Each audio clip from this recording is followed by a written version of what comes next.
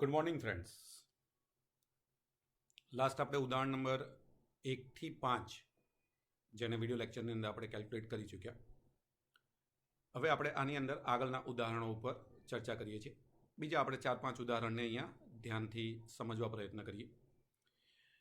જેટલા ઉદાહરણ તમને સમજાશે યાદ રાખજો, ચેપ્ટરના એમસીક્યુઝ પછી જી હોય કે નીટના એમસીક્યુઝ હોય, એમસીક્યુઝ હંમેશા બુકમાંથી જ બનતા હોય છે. મતલબ બુક જેટલી સારી કરશો એ બધા જ એમસીક્યુઝ તમને સમજવામાં સરળ લાગશે. ચલો આપણે ઉદાહરણ નંબર 6.6 ઉપર ચર્ચા કરીએ. અહીંયા પહેલાં આપણે એ જોઈએ કે આપણી પાસે કઈ વેલ્યુ આપણને આપેલી છે. સમતલ સપાટી પર વીઆઈ બરાબર 2 મીટર પર સેકન્ડની ઝડપથી ગતિ કરતો એમ બરાબર 1 કેજી દળનો એક બ્લોક ખરબચડા પટ્ટામાં પ્રવેશે છે, જે એક્સ બરાબર 0.1 મીટરથી એક્સ બરાબર 0.201 મીટર સુધીનો આ પટ્ટો છે. આ પટ્ટાની મર્યાદામાં બ્લોક પર લાગતું અવરોધક બળ એ એક્સના વ્યસ્ત પ્રમાણમાં છે. એટલે આપણને અહીંયા જે અવરોધક બળ છે, હા, એ અવરોધક બળ માટે આપણને અહીંયા કન્ડિશન આપી દીધી કે એફઆર બરાબર -k/x. ક્યાંથી ક્યાં સુધી? તો જ્યાં સુધી એ ખરબચડો પટ્ટો છે એટલા પટ્ટા સુધી જ એ લાગે છે. એના પછી એનું મૂલ્ય સીધું શું થઈ જાય છે? 0. તો આપણે ક્લિયર છે કે એટલા અંતર સુધી જ એનું કેલ્ક્યુલેશન કરવાનું. 1/x નો મતલબ એવો થાય કે જેમ જેમ અંતર જો વધતું જાય તો એફ ઘટતો જાય. આ સિમ્પલ મતલબ છે. એનો મતલબ કે આવો જ્યારે પણ પ્રશ્ન આવે અને જો બળ એ બદલાતું જતું છે અંતરની સાપેક્ષે, તો હંમેશા અહીંયા સંકલનનો ઉપયોગ કરીને જ કેલ્ક્યુલેશન કરી શકાય. ચલો, અહીંયા કેનું જે મૂલ્ય છે, કે અચળાંક છે, એટલે 0.5 જૂલ. બીજો પ્રશ્ન કે આ પટ્ટાને પસાર કર્યા પછી બ્લોકની અંતિમ ગતિ ઉર્જા અને ઝડપ વીએફ કેટલા હશે? તો પહેલાં તો આપણે એ જોઈએ અહીંયા કે આ બળને કારણે જે કાર્ય થાય છે એ કાર્ય કેટલું હશે. તો પહેલાં જે વેલ્યુ આપણી પાસે હતી એ બધી વેલ્યુને અહીંયા આપણે રિપ્રેઝેન્ટ કરી દીધી. વીઆઈ બરાબર 2 મીટર પર સેકન્ડ, એમ બરાબર 1 કેજી, x1 એટલે કે પ્રારંભિક જે સ્થાન છે એ 0.1 મીટર અને x2 2.01 મીટર. હવે આપણને જે એફઆર આપેલો છે -k/x ક્યાં સુધી? 0.1 થી 2.01 મીટર સુધી, અને << 0.1 મીટરમાં એ 0 છે, મતલબ કે ત્યાં એના દ્વારા કોઈ કાર્ય આપણે કરવું નહીં પડે. ચલો, તો અહીંયા કાર્ય ઉર્જા પ્રમેય અનુસાર આપણને ખબર છે કે ડેલ્ટા કે બરાબર શું થાય? W. ડેલ્ટા કે એટલે ગતિ ઉર્જામાં થતો ફેરફાર. તો આપણે જાણીએ છીએ કે ગતિ ઉર્જામાં થતો ફેરફાર કેટલો હોય? તો અંતિમ ગતિ ઉર્જા માઇનસ પ્રારંભિક ગતિ ઉર્જા, મતલબ kF - ki બરાબર. હવે W તો આપણે જાણીએ છીએ કે આપણી પાસે કાર્યના બે સૂત્ર છે. એક છે F.D, અથવા આનો મતલબ એવો થાય કે જો બંને અચળ છે તો FD cos θ એના આધારે કેલ્ક્યુલેશન થાય છે. એક જ દિશામાં છે તો F × D. આ સિમ્પલ ફોર્મ્યુલા. પણ જો બળ ચલ બળ છે, બદલાતું જતું બળ છે, તો આપણી પાસે કાર્યનું સૂત્ર કયું છે? સંકલન F/dx. તો અહીંયા આપણે સંકલન F/dx વાળું સૂત્ર યુઝ કરવાનું, કારણ કે અહીંયા આપણું બળ એ ચલ બળ છે. ચલો, આટલી ક્લિયરિટી થઈ જાય ને તો આપણું મોટાભાગનો પોઈન્ટ, કેમ કે આપણને ખબર છે કે આપણે કયું સૂત્ર યુઝ કરશું એ સૂત્રને આધારે આપણો જવાબ મળે છે. એટલે અહીંયા આપણે બળનું જે સૂત્ર યુઝ કર્યું એ બળનું સૂત્ર એટલે કે ચલ બળને કારણે થતા કાર્યનું જે સૂત્ર આપણે યુઝ કર્યું એ સંકલન F/dx. બસ આ મેઇન પોઈન્ટ છે આનો. ચલો, હવે આપણે આના પરથી અંતિમ ગતિ ઉર્જા બરાબર લખવું હોય તો ki ને સામે લઈ જાઓ એટલે પ્લસ થઈ જશે, પ્લસ સંકલન F/dx. હવે એમાં આપણને ખબર છે કે પ્રારંભિક સ્થાન કયું? તો આપણો રસ્તો ક્યાંથી એ સ્ટાર્ટ થાય છે? 0.1 થી. ચલબળ ત્યાંથી લાગુ પડે છે, અને ક્યાં સુધી? 2.01 સુધી. તો આપણે 0.1 થી 2.01 સુધીની લિમિટ મૂકી દીધી. એફની જગ્યાએ આપણને જે બળ આપેલું છે -k/x એ મૂકી દીધું × dx. હવે આપણે જાણીએ છીએ કે k અચળ છે, એને બહાર લઈ લો. પ્રારંભિક ગતિ ઉર્જા કેટલી હશે? તો 1/2mvi². ચલો, આ પ્રારંભિક ગતિ ઉર્જા થઈ ગઈ.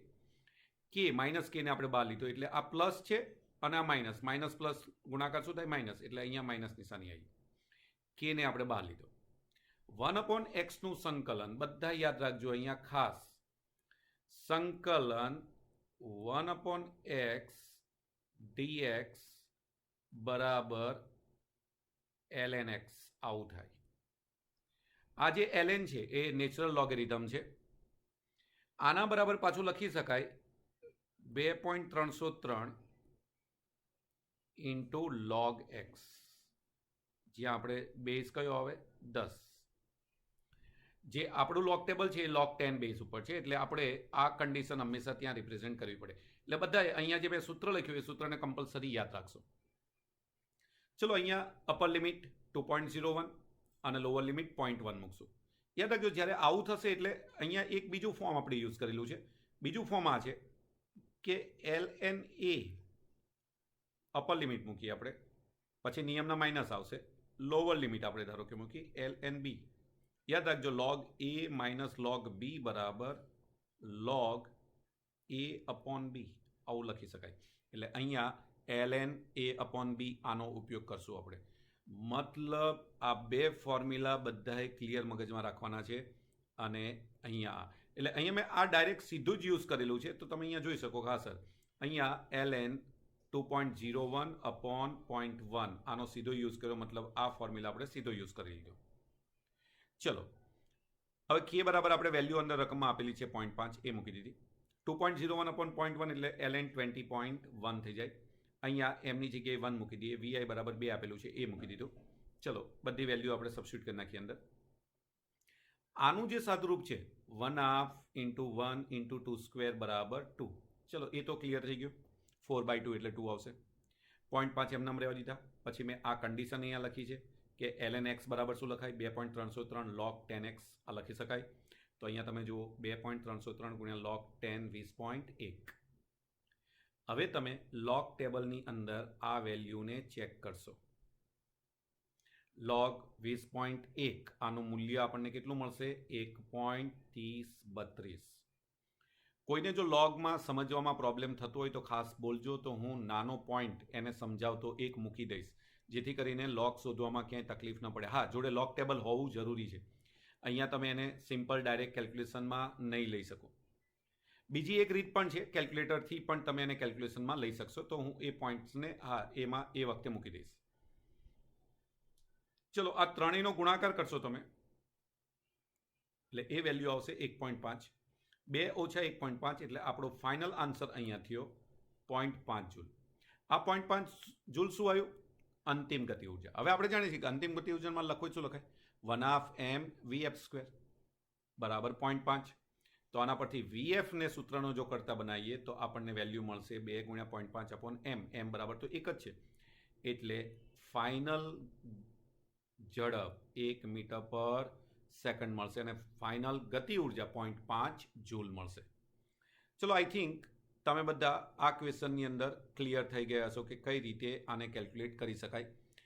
મોટાભાગે સંકલન એટલે યુઝ કરેલું છે કારણ કે ચલ બળ ત્યાં લાગુ પડેલું છે. ચલો કેલ્ક્યુલેશનને શાંતિથી સમજીને નોટની અંદર કેલ્ક્યુલેટ કરી લેવાનું. નેક્સ્ટ ક્વેશ્ચન આપણે જઈએ. ઉદાહરણ નંબર 6.7. તમને એમ દળનો એક દડો આપેલો છે. એલ લંબાઈની દળ રહિત દોરી વડે લટકાવેલો છે. તેને નિમ્નતમ બિંદુ એ પાસે સમક્ષિતિજ દિશામાં v0 વેગથી ગતિ આપવામાં આવે છે. મતલબ કે અહીંયા પહેલું તો આપણે એ જોઈ લેવાનું છે કે અહીંયા આપણને બહુ સિમ્પલ જો ડાયાગ્રામેટિકલી જોઈએ તો આપણને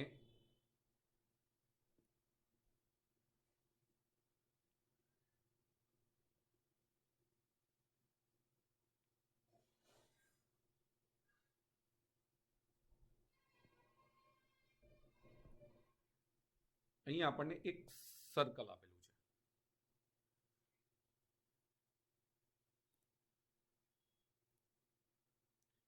ચલો કે આને જગ્યાએ આપણે બીજી કોઈક વસ્તુ યુઝ કરીએ કેમ કે આપણે તો સર્કલ જ ખાલી દોરવું છે. ચલો કે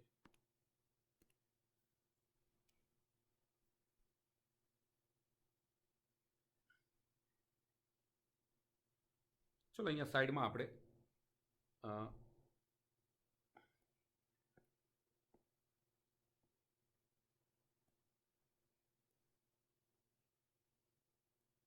ચલો અહીંયા આપણે એક સર્કલને ડ્રો કરી લીધો. આપણી પાસે આવું એક સર્કલ છે. અહીંયા એક સેન્ટરમાં આપણે દોરીનો પોઈન્ટ લઈ અને અહીંયા નીચે પદાર્થ લટકાયેલો છે, પદાર્થ નીચેના બિંદુ પર છે, એટલે કે એ બિંદુ પાસે. હવે આ એ બિંદુ પાસે એના પર v0 વેગ છે, એટલે કે અહીંયા આ દિશામાં v0 વેગ છે. આ બિંદુ એ છે. હવે આને ગોળ ફેરવવામાં આવે છે જેથી તે ઉધ્વજ સમતલના અર્ધવર્તુળ માર્ગે જાય. ઉધ્વજ સમતલમાં આપણને ખબર છે કે એ વખતે એ દોરી અહીંયા પહોંચશે. ધારો કે આ સી બિંદુ છે, તો સી બિંદુએ જાય ત્યારે દોરી ઢીલી પડે છે. ઉધ્વજ સમતલમાં તે આકૃતિ 6.6 એમાં આપણને આકૃતિ આપી છે, પણ અહીંયા હું સાઈડમાં એ ડ્રો કરીને તમને રિપ્રેઝેન્ટ કરું છું. તો એક v0 2 બિંદુ બી અને સી પાસેની ઝડપ, અને 3 બી અને સી. બી બિંદુ અહીંયા આપેલું છે એક્ઝેક્ટ આને સમક્ષિતિજ. બી બિંદુ અહીંયા છે. ચલો પહેલા તો આપણે બહુ સિમ્પલ અહીંયા જો લોજિક ચલાવીએ તો નંબર 1, એ બિંદુ પાસે આ દોરી છે આખી, અહીંથી અહીંની આ દોરી છે, સમજી લેજો. નીચે એક પથ્થર લટકાયેલો છે, આપણે માની લો. તો આના પર નીચે તરફ એક બળ લાગશે. કયું લાગશે? mg, વજન બળ. અને એ વખતે ઉપર તરફ એક બળ લાગશે. કયું લાગશે? તણાવ બળ. મતલબ કે એ બિંદુ પાસે પરિણામી બળ કેટલું હશે? તો આપણને ખબર છે કે અહીંયા વર્તુળાકાર પથ ઉપર ગતિ થાય, તો વર્તુળાકાર પથ ઉપર ત્યારે જ ગતિ થાય જ્યારે કેન્દ્રગામી બળ લાગતું હોય. તો આનું જે પરિણામી બળ અહીંયા મળશે ને, એ કેન્દ્રગામી બળ પ્રોવાઈડ કરશે. ચલો, પહેલો પોઈન્ટ આ. બીજું, એવું ને એવું અહીંયા થશે સી બિંદુએ. સી બિંદુએ ક્લિયર છે કે દોરી ઢીલી પડે છે, પણ છતાંય તે એ વખતે mg તો નીચે તરફ જ હશે અને ટી પણ નીચે તરફ હશે, કેમ કે એ વખતે ટી તો આમ તો 0 જ છે, કેમ કે ટી લાગશે જ નહીં. ચલો, ઓકે, આ પહેલી કન્ડિશન થઈ જેને તમારે થિંકિંગની અંદર લેવાની છે. એટલે એક તો બળની રજૂઆતોને ધ્યાનમાં લેવાની. બીજો પોઈન્ટ કે અહીંયા કુલ યાંત્રિક ઉર્જાને ધ્યાનમાં રાખીને ચર્ચાઓ કરવાની છે. મતલબ આ દાખલો આખો જોવા જઈએ તો યાંત્રિક ઉર્જાની જે આપણે ચર્ચાઓ ત્યાં કરેલી છે થિયરીની અંદર, એના રિલેટેડ આ દાખલો છે. એટલે હવે આપણે પોઈન્ટ વાઇઝ એને સમજતા જઈએ. તો પહેલા નિમ્ન બિંદુ એ પાસે આપણે જાણીએ છીએ કે નિમ્ન બિંદુ એટલે આપણે જો એને બેઝ પોઈન્ટ લઈએ તો ત્યાં ઊંચાઈ 0 ગણીને ચાલીએ, કેમ કે ત્યાંથી ગતિની શરૂઆત થાય છે. એટલે આપણે y બરાબર 0 લઈએ તો ક્લિયર છે કે ત્યાં સ્થિતિ ઉર્જા શું હોય? 0 હોય. એટલે mgy બરાબર 0. અને એટલે એ બિંદુ પાસે ફક્ત કઈ ઉર્જા હશે? ગતિ ઉર્જા હશે. એટલે એની કુલ ઉર્જા ખાલી શું હશે? મહત્તમ ગતિ ઉર્જા. એટલે આપણે જો v0 વેગ હોય તો એ બિંદુ પાસે ફક્ત એને એક જ ઉર્જા હશે, અને તે કઈ ઉર્જા હશે? ગતિ ઉર્જા. એટલે પહેલો પોઈન્ટ આપણી પાસે કે એ બિંદુ પાસે કુલ ઉર્જા બરાબર ગતિ ઉર્જા, E બરાબર 1/2 mv0². ચલો, આ થઈ ગયો પહેલો પોઈન્ટ. હવે આ ગોળો વર્તુળાકાર ગતિ કરતો હોવાથી મેં તમને જેમ કીધું એમ કે વર્તુળાકાર ગતિ ત્યારે જ થાય જ્યારે ત્યાં કેન્દ્રગામી બળ મળતું હોય, અને કેન્દ્રગામી બળ હંમેશા ત્યાંના જે બળો હોય એના કારણે જ મળતું હોય. તો અહીંયા આપણે એ બિંદુ આગળ બે બળો જોયા, ટી અને mg. તો કેન્દ્રગામી બળ કોણ આપશે? તો ટી માઇનસ mg, એટલે કે જે પરિણામી બળ હશે તે. એટલે જો અહીંયા મેં જે પોઈન્ટ લખેલો છે, ગોળો વર્તુળાકાર ગતિ કરતો હોવાથી દોરીમાં પરિણામી બળ બરાબર શું થવું જોઈએ? કેન્દ્રગામી બળ થવું જોઈએ. એટલે એ બિંદુએ ધારો કે આપણે કાઉન્ટ કરીએ કે તણાવ બળ TA છે, તો TA બરાબર TA માઇનસ mg બરાબર શું થવું જોઈએ?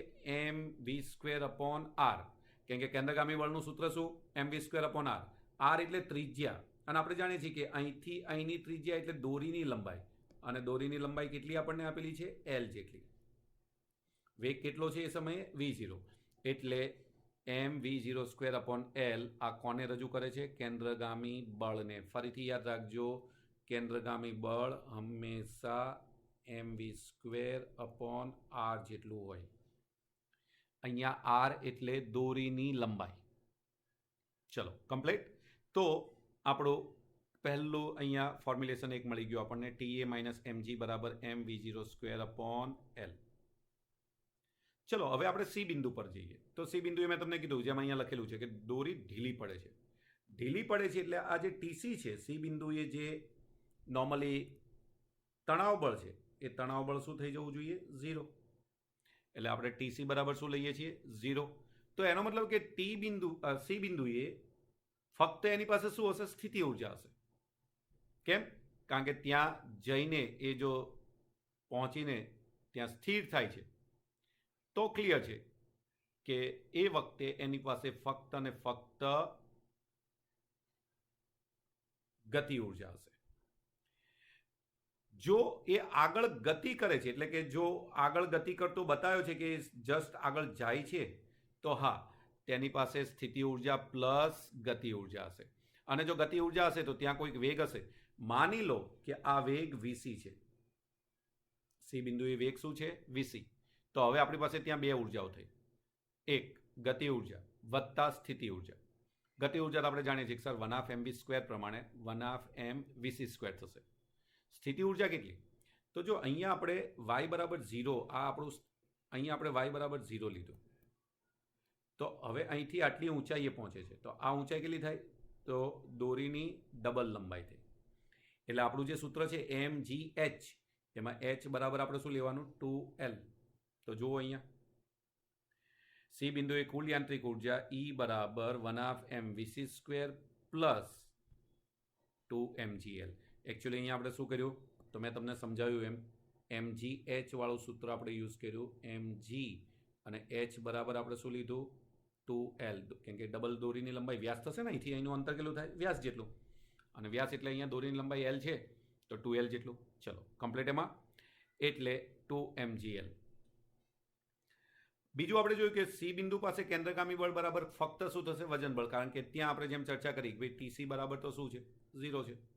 એટલે mvc²/l બરાબર mg. હવે આના પરથી આપણે જોઈએ તો mvc² બરાબર શું થાય? mgl. mm બંને બાજુથી શું થશે? કેન્સલ. તો vc² બરાબર શું થશે? gl. ચલો બધાના સમીકરણના નંબર્સ આપણે હા આપતું જવાનું છે, જેથી કરીને એનો ઉપયોગ કેલ્ક્યુલેશનમાં જ્યાં થાય ત્યાં આપણે કરવાનો છે. હવે આપણે આગળ જઈએ તો સમીકરણ 2 પરથી. તો પહેલા સમીકરણ 2 આપણું શું હતું? 1/mvc² plus 2mgl. આ આપણું સમીકરણ 2 હતું. બીજું આપણે vc² બરાબર શું મેળવી લીધું? તો vc² બરાબર gl. એવું આપણે આગળના સમીકરણમાં લખ્યું. હવે આપણે જો અહીંયા મૂકીએ તો 1/mgl પ્લસ 2mgl, બે લસા લઈએ તો 5/2 mgl થાય. ચલો આપણી પાસે કુલ ઉર્જા 5/2 mgl આવી ગઈ. હવે આપણી પાસે આપણને ખબર છે કે સર સમીકરણ 1ની અંદર E બરાબર 1/mv02 છે અને સમીકરણ 5ની અંદર E બરાબર 5/2 mgl છે. તો બંને E તો સરખા જ છે, કુલ ઉર્જા ક્યારેય બદલાય નહીં. અને માટે 1/mv02 બરાબર 5/2 mgl. આમાં આપણે જોઈએ બંને બાજુથી m કેન્સલ થઈ જશે, 2 કેન્સલ થઈ જશે, તો v02 બરાબર 5gh. એના પરથી આપણને v0 બરાબર વર્ગમૂળમાં 5gl. ચલો આપણી પાસે v0 બરાબર વર્ગમૂળમાં 5gl આ પહેલી વેલ્યુ થઈ. મતલબ કે એને સંપૂર્ણ વર્તુળ પૂર્ણ કરાવવું હોય તો આટલો પ્રારંભિક વેગ જો આપીએ તો પદાર્થ ત્યાંથી આગળ ગતિ કરશે, નહીં તો ત્યાંથી એ આગળ ગતિ કરશે નહીં. ચલો હવે સમીકરણ જે 4 હતું, સમીકરણ 4ની અંદર જો તમે ફરીથી ધ્યાનમાં દો તો આપણું સમીકરણ 4 આવું હતું, vc² બરાબર gl. તો આના પરથી vc બરાબર શું મળે? વર્ગમૂળમાં gl. ચલો તો આપણે એ વેલ્યુને પણ અહીંયા રિપ્રેઝેન્ટ કરી દીધી. તો vc બરાબર gl વર્ગમૂળમાં. હવે આપણે આવીએ, ચલો v0 અને vc બંને મળી ગયા. હવે બી બિંદુ પાસે, તો આપણને ખબર છે કે બી બિંદુ પાસેની જ્યારે વાત થાય છે ત્યારે તમે જુઓ આ બી બિંદુએ ધારો કે માની લો કે વેગ vb છે, એટલે અહીંયા વેગ હશે કોઈક.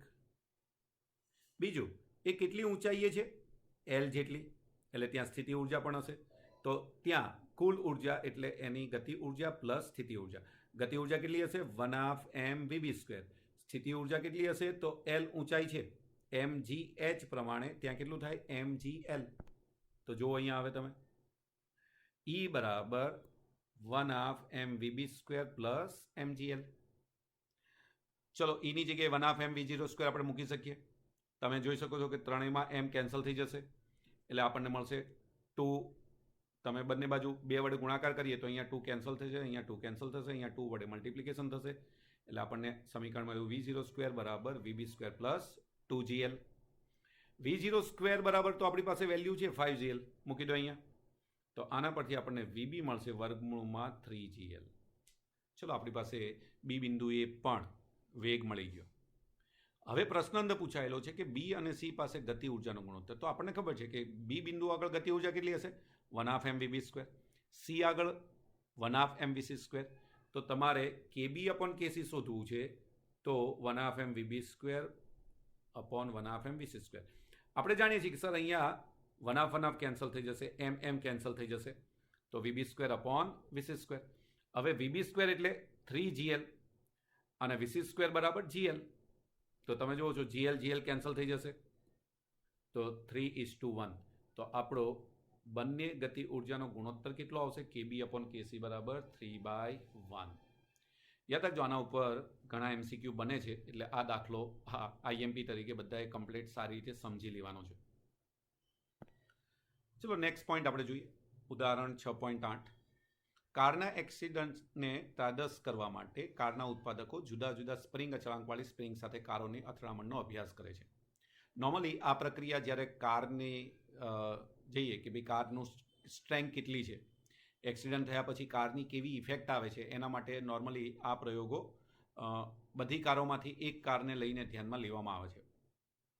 હવે અહીંયા આપણને એવું એ અભ્યાસને રિલેટેડ એક દાખલો આપેલો છે, જેમાં આપણે કહીએ છીએ કે 18 km/hની ઝડપથી લીસા રસ્તા પર 1000 kg દળવાળી એક કાર એની જોડે સમક્ષિતિજમાં લગાડેલી એક 6.25 × 10³ Nm/m સ્પ્રિંગ અચળાંકવાળી સ્પ્રિંગ સાથે અથડાય છે. તો સ્પ્રિંગનું મહત્તમ સંકોચન કેટલું થશે? હવે આપણે અહીંયા જાણીએ છીએ કે કાર પાસે પ્રારંભમાં ઝડપ છે, અને ઝડપ હોય એટલે એની પાસે પ્રારંભમાં ગતિ ઉર્જા હશે. માની લો કે અહીંયા કોઈ પણ પ્રકારનું ઘર્ષણ નથી, લીસો રસ્તો છે એટલે, અને એટલે સંપૂર્ણ ગતિ ઉર્જા શેમાં કન્વર્ટ થશે? સ્થિતિ ઉર્જામાં. હવે આપણને કહે સ્પ્રિંગની સ્થિતિ ઉર્જા કેટલી? તો 1/2 kx². મહત્તમ અહીંયા આપણે એવું માની લઈએ છીએ કે સંપૂર્ણ ઉર્જા એ સ્થિતિ ઉર્જામાં, કેમ કે મહત્તમ જ્યારે શોધવાનું હોય, મહત્તમ સંકોચન, એનો મતલબ જ એ થાય કે મારે બંને ઉર્જાઓને કેવી લેવાની છે? સરખી. તો અહીંયા જુઓ તમે, સ્પ્રિંગ મહત્તમ દબાતી હોવાથી સ્થિતિ ઉર્જા બરાબર શું લેવાનું છે? ગતિ ઉર્જા. એટલે 1/2 kxm² બરાબર 1/2 mv². ચલો, તો 1/2 કેન્સલ થઈ જશે બંને બાજુ, એટલે kxm² બરાબર mv². આના પરથી xmને સૂત્રનો કરતા બનાવીએ તો xm બરાબર m/k વર્ગમૂળની અંદર ઇન્ટુ v. હવે તમે રકમમાં જુઓ, v 18 km/h આપેલું છે અને મીટર/સેકન્ડમાં કન્વર્ટ કરી નાખો, 5 આવશે. m બરાબર 1000 kg આપેલું છે, ચલો, અને k બરાબર 6.25 × 10³ Nm/m આપેલું છે. ત્રણેય વેલ્યુને સૂત્રની અંદર મૂકીને સાદરૂપ આપી દો, આપણને xm મળશે 2 મીટર. મતલબ કે એનું મહત્તમ સંકોચન કેટલું થશે? 2 મીટર જેટલું. ચલો, ક્લિયર? એમાં નેક્સ્ટ ક્વેશ્ચન ઉપર આપણે જઈએ. ઉદાહરણ આપણે 6.8 જ ધ્યાનમાં લેવાનું છે, પણ અહીંયા લીસા ઢાળની જગ્યાએ મ્યુ એટલે કે 0.5 ઘર્ષણાંક વાળો આપણને રસ્તો આપેલો છે. યાદ રાખજો, જ્યારે ઘર્ષણાંકવાળો રસ્તો આપેલો હોય ત્યારે આપણે જાણીએ છીએ કે સર અમુક ઉર્જાનું એક ઘર્ષણનો વિરોધ કરવામાં વપરાશ થશે. તો હવે આપણે અહીંયા જોઈએ કે અહીંયા કયા બળો લાગે, કેમ કે જ્યારે જો અહીંયા આ કાર આ બાજુ જો ગતિ કરે, આપણે જાણીએ છીએ કે સર એ આ બાજુ ગતિ કરશે. જ્યારે કાર આ બાજુ ગતિ કરતી હોય ત્યારે સ્પ્રિંગ જ્યારે સંકોચાતી હોય ને, ત્યારે સ્પ્રિંગનું બળ વિરોધ દિશામાં લાગે. એટલે એ વખતે જે બળ લાગશે એ બળ ક્યાં લાગશે?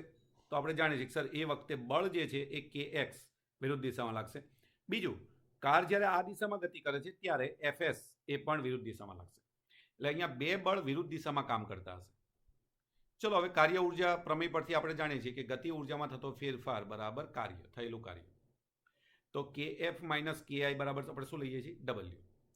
સ્પ્રિંગનું જ્યારે મહત્તમ સંકોચન થતું હશે ત્યારે આપણે જાણીએ છીએ કે કાર ત્યાં સ્થિર થઈ જાય, એટલે કે અંતિમ કારની ઝડપ શું હશે? 0. એટલે kf બરાબર આપણે શું લીધું? 0. કેમ? કારણ કે અંતિમ ઝડપ 0 હશે તો અંતિમ ઉર્જા પણ 0 હશે. તો -ki એટલે કે -1/2 mv² બરાબર શું મળશે આપણને? W. હવે અહીંયા W કયું? તો અહીંયા કાર્યના બે ભાગ પડશે. કેમ? એક તો સ્પ્રિંગને કારણે થતું કાર્ય, બીજું ઘર્ષણ બળને થતું કાર્ય.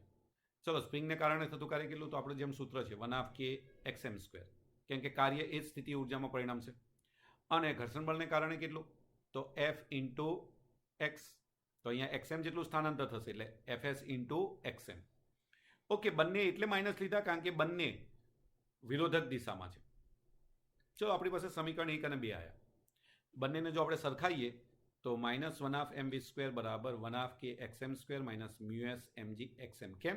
કારણ કે fsનું મૂલ્ય આપણે જાણીએ છીએ એમ મ્યુએસએન થાય, અને જો આને મારે મ્યુએસએન આવું કાઉન્ટ કરવું હોય તો n બરાબર mg, કેમ કે અહીંયા n જેટલો હશે એ કેટલો હશે તો mg નીચે તરફ લાગે, કેમ કે સમક્ષિતિજ રસ્તો છે. તો n બરાબર શું લઈ શકીએ? mg. એટલે આપણો પહેલો ફોર્મ્યુલા અહીંયા આ રીતે બની જાય. બસ આ જ મેઇન છે. હવે તમે બંને બાજુ 2 વડે ગુણાકાર કરીએ, માઇનસ કેન્સલ કરીએ બંને બાજુથી, તો mv² બરાબર kxm² plus 2 mu s mg xm. બધી વેલ્યુ મૂકી દો. m ની વેલ્યુ 10⁻³ v ની વેલ્યુ 5, k 6.25 × 10⁻³ કેમ કે આગળનો દાખલો છે. xm આપણે શોધવાનું છે. 2 મ્યુએસ બરાબર 0.5, m બરાબર 10⁻³ g બરાબર 10. ચલો, વેલ્યુ મૂકી દીધી. અહીંયા તમે સિમ્પ્લિફાઈ કરશો ને એટલે 10⁻³ જો અહીં છે, તમે જો બંને સાઈડ 10⁻³ અહીંયા છે, 10⁻³ અહીંયા છે, 10⁻³ અહીંયા છે. તો ક્લિયર છે કે કેન્સલ થઈ જશે બંને બાજુથી. કોમન કાઢશો તમે અને કેન્સલ કરશો એટલે અહીંયા 5નો વર્ગ થયો 25, અહીંયા 6.25 xm², અહીંયા થઈ ગયું પ્લસ 10 xm. બધું એક બાજુ લઈએ તો 6.25 xm² વત્તા 10 xm માઇનસ 25 બરાબર 0. જો આ સમીકરણને ax² plus bx plus c બરાબર 0 સાથે સરખાઈએ તો જે પહેલી વેલ્યુ છે એ a ને રજૂ કરે, બીજી વેલ્યુ છે એ b ને રજૂ કરે, અને ત્રીજી વેલ્યુ છે એ c ને રજૂ કરે. તો ચલો, a બરાબર 6.25, b બરાબર 10 અને c બરાબર -25. યાદ રાખજો, સમીકરણ જોડે સરખામણી કરીને abc શોધી લો. 10માં તમારે દ્વિઘાત સમીકરણમાં આ મેથડ આવતી હતી. ચલો, પહેલાં કારક ડેલ્ટા શોધી લો. ડેલ્ટા બરાબર b² - 4ac. ચલો, બીની જગ્યાએ એની જગ્યાએ સીની જગ્યાએ વેલ્યુ મૂકીને સાદરૂપ આપશું તો આપણને 725 વેલ્યુ મળશે. ડેલ્ટા ગ્રેટર ધેન 0 છે એટલે આપણને 2 આના મૂલ્ય મળે. એટલે પહેલાં તો આપણે બંને મૂલ્ય શોધવા પડશે. તો xm બરાબર આપણે જાણીએ છીએ સૂત્ર હતું, કયું હતું એમાં? -b ± વર્ગમૂળમાં ડેલ્ટા અપોન 2a. ચલો, બધી વેલ્યુ મૂકીને સાદરૂપ તમે આપશો એટલે 1 xm તમને મળશે 1.352 મીટર. બીજો ક્લિયર છે કે સર અહીંયા માઇનસ આવે છે એટલે ઋણ મૂલ્ય હશે, ને ઋણ મૂલ્યનો સંકોચન શક્ય નથી. એટલે આ વેલ્યુ તો આપણે ધ્યાનમાં જ નથી લેવાની. તો મહત્તમ સંકોચન જો ઘર્ષણ બળ હાજર હોય તો કેટલું થાય? 1.352 મીટર. આપણે આગળ જોયું કે જ્યારે ઘર્ષણ બળ નહોતું તો એ વેલ્યુ કેટલી થઈ ગઈ હતી? 2 મીટરની. ચલો, કમ્પ્લીટ. તો બંને એકબીજાને રિલેટેડ કેલ્ક્યુલેશન છે. હવે આપણે અહીંયા જોઈએ કે મહત્તમ, હા, 10મું ઉદાહરણ એ નવો જે કોર્સ નક્કી કર્યો એમાં એને કેન્સલ કરેલું છે, તો આપણે એ ઉદાહરણ નંબર 10 કરવાનું નથી. મહત્તમ 1800 kg લિફ્ટ પ્લસ મુસાફરોને સહન કરી શકે તેવી એક લિફ્ટ 2 મીટર પર સેકન્ડના અચળ ઝડપથી ઉપર તરફ જાય છે. એટલે અહીંયા આપણને દળ એક તો આપી દીધું 1800 kg, વેગ આપી દીધો. વિરુદ્ધ દિશામાં લાગતું ગતિનું ઘર્ષણ બળ આપણને આપેલું છે 4000 ન્યૂટન. તો મોટર વડે લિફ્ટને પૂરો પાડેલો લઘુત્તમ પાવર વોટ અને હોર્સ પાવરમાં ગણો, એટલે આપણે પાવર ગણવાનો છે. હવે અહીંયા આપણે જાણીએ છીએ કે એલિવેટર પર નીચે તરફનું બળ કેટલું હશે? તો F બરાબર mg પ્લસ સ્મોલ f. કેમ? કારણ કે ગતિ જે તરફ થતી હોય એનાથી વિરુદ્ધ દિશામાં ઘર્ષણ બળ લાગે છે. એટલે mg, ધારો કે લિફ્ટ ઉપર તરફ જાય છે તો આપણને ખબર છે કે mg સર નીચે લાગશે ને ઘર્ષણ બળ એ ગતિની વિરુદ્ધ દિશામાં હશે એટલે એ પણ ક્યાં લાગશે? નીચે તરફ. ફરીથી ક્લિયર સમજી લેજો આને. આપણી જે લિફ્ટ છે, લિફ્ટ જો ઉપર તરફ ગતિ કરે, ગતિ ક્યાં છે? ઉપર તરફ.